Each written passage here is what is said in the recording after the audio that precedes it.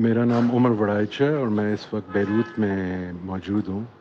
کل شام بس 6 بجے کے کچھ منٹ بعد میں اپنے فلیٹ میں بیٹھا ہوا تھا اور ایک شدید جیسے دھماکہ کی آواز آئی۔ میں اچانک سمجھا کہ شاید کوئی جہاز پاس سے گزرا ہے، تو ساؤنڈ بیریئر ٹوٹا ہے۔ خوفناک قسم کی صورتحال لگ رہی تھی۔ میں ذرا ایک سائٹ پہ ہوا تو اس کے چند بس اب 20 سیکنڈ بعد ایک انتہائی شدید دھماکہ ہوا۔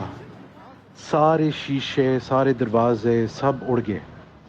وہ ایسے، اب میں نے اپنے تجربے میں بطور ایک صحافی کئی انفارچونیٹلی بڑے خوفناک اور ٹریجک قسم کے واقعے دیکھے ہیں۔ مثلاً جس طرح وہ میریٹ کا 2008 میں سانحہ تھا، پر اس کی جو شدت تھی وہ یہ کسی اور ایک منزل پہ تھی۔ اور جیسے میں اٹھا تو ہر طرف تباہی تباہی نظر آ رہی تھی۔ سارا گلاس، سارے دروازے، ساری کھڑکیاں سب تباہ ہوئے ہوئے۔ اور جیسے میں اٹھا تو باہر آس پاس دوسرے فلیٹ سے چیخوں کی آوازیں آئیں۔ لوگ ایک دوسرے سے پوچھ رہے تھے کہ تم ٹھیک ہو، عربی میں لوگ ایک دوسرے کا خیال کر رہے تھے۔ کہیں ایک پاس اسی منزل پہ ایک خواتین کی آواز آئی۔ میں باہر نکلا تو وہ خون سے بھری ہوئی تھی، زخم سر پہ، منہ پہ، بازو پہ۔ تو کئی 7 لوگوں کے ساتھ ان کی ذرا مدد کی، نیچے گئے، باہر نکلے اور کوشش کی کہ کوئی ایمبولینس ملے یا کچھ۔ تو اس وقت کوئی پتہ نہیں تھا کہ یہ کیا ہو رہا ہے یا یہ کیا ہوا ہے۔ بڑی اسپیکولیشن چل رہی تھی۔ کسی نے کہا کہ یہ ایک حملہ ہوا ہے ہوائی، کوئی سمجھا کہ یہ دہشت گردی کیا کوئی حکمت عملی ہے۔ اور پریشانی، ہر طرف ایمبولینس پھر رہی ہے، ہر طرف لوگوں کی چیخیں آ رہی، لوگ زخمی پھر رہے عام کھلے عام، ان کو کوئی مدد نہیں مل سک رہی۔ اور یہ پورے شہر میں آپ جدھر بھی آگے بڑھتے گئے یہی صورتحال نظر آئی۔ بعد میں پتہ چلا کہ جو پورٹ ہے بیروت کا، ادھر یہ دھماکہ ہوا ہے۔ وہ میرے فلیٹ سے کوئی تقریباً 1.5 میل کا فاصلہ ہے، تو کافی دور تک یہ تباہی ہوئی۔ اور جیسے میں بڑھتا گیا، باہر نکلا، کوشش کی کہ کہیں اور جگہ میں ڈھونڈوں، یہاں پہ تو کوئی رہنے کے کوئی قابل صورتحال نہیں تھی۔ تو اور ہی تباہی نظر، بینک پورے کے پورے، ان کی کھڑکیاں اڑ گئیں، ان کے دروازے اڑ گئے، ان کی مشینز، کمپیوٹر سب باہر، دکانیں جو تھیں ان کا سارا سامان باہر نکلا ہوا، گاڑیاں، ان کی تباہی۔ اور لوگ بس ایسے ایک خوف کی فضا، ہر طرف خوف ان کے چہروں پہ وہ پھر رہے، ایسے جیسے وہ ایک شیٹرڈ جو ہے ان کی، صرف پورا شہر نہیں پر شیٹرڈ ان کی زندگیاں بھی ہوگی شہریوں کی۔ آہستہ آہستہ پتہ چلا کہ یہ ایک بہت بڑی ایک دھماکہ تھا۔ بیروت کی تاریخ میں کافی کئی سانحہ ہوئے اس طرح کے، پر اس سائز کی کوئی دھماکہ نہیں ہوا۔ 2005 میں ایک سابق وزیر اعظم تھے رفیق حریری، ان کی شہادت بھی یہاں پہ کہیں قریب ہوئی، اور وہ بھی ایک بہت بڑا سا ایک ٹرک تھا جس کے نتیجے میں 22 لوگ فوت ہوئے، اور اس طرح کی جو ہے ایک خوف کی فضا پورے شہر کو لپیٹ گئی۔ پر یہ بھی اس سے زیادہ شدید تھا۔ لوگوں نے یہاں پہ سول وار دیکھی ہے، جنگ دیکھی 15 سال، پر ادھر بھی جو تباہی جو تھی ہوئی تھی اس زمانے میں، وہ اس سکیل پہ نہیں ہوئی۔ یہاں پہ پورا شہر رک گیا ہے۔ پہلے سے صورتحال بہت بری تھی یہاں پہ، کرونا وائرس کی وجہ سے لاک ڈاؤنز تھے، اکانومی کا پہلے سے ہی برا حال تھا، اکانومی جو ہے پہلے ہی ایک بری نازک صورتحال میں تھی۔ یہاں پہ $100 بلین کا نقصان ہوا ہے یہاں کی معیشت کو۔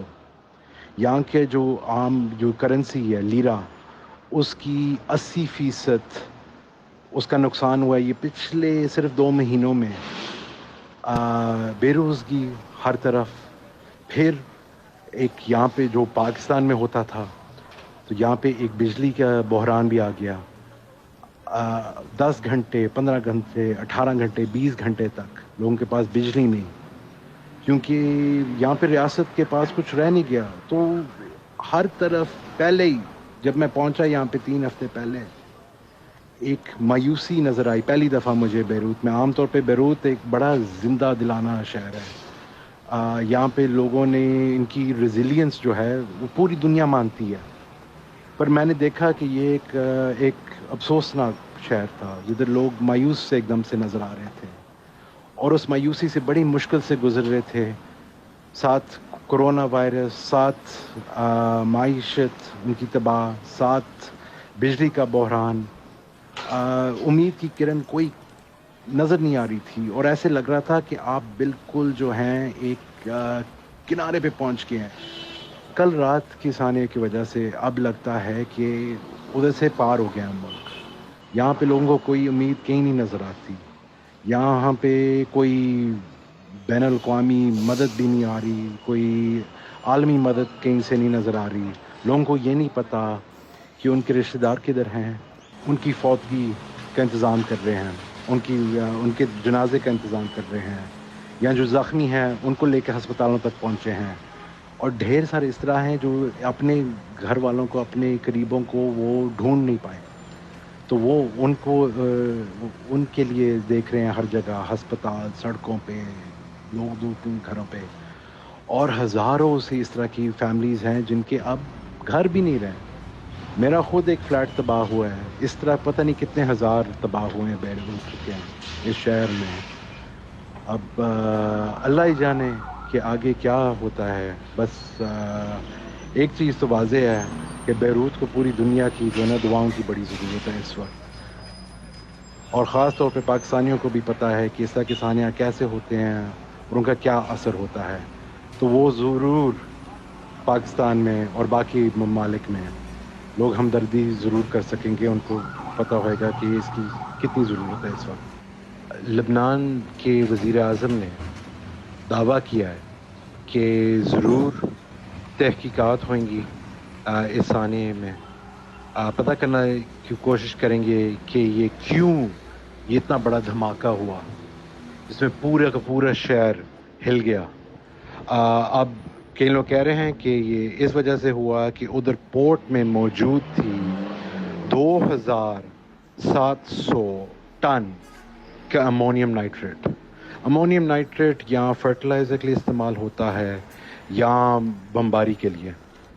اب یہ پوچھنا چاہیں گے لوگ کہ یہ ادھر کیوں موجود تھا، اور اگر موجود تھا جو لوگ کہہ رہے ہیں 6 سال کے لیے، تو یہ کس کی وجہ سے، کس نے یہ ہونے دیا. اور پھر اگر موجود تھا بھی تو پھر یہ کیسے ہوا کہ اس کو اس وقت کل آگ لگی اور اتنا بڑا سا یہ دھماکہ ہوا.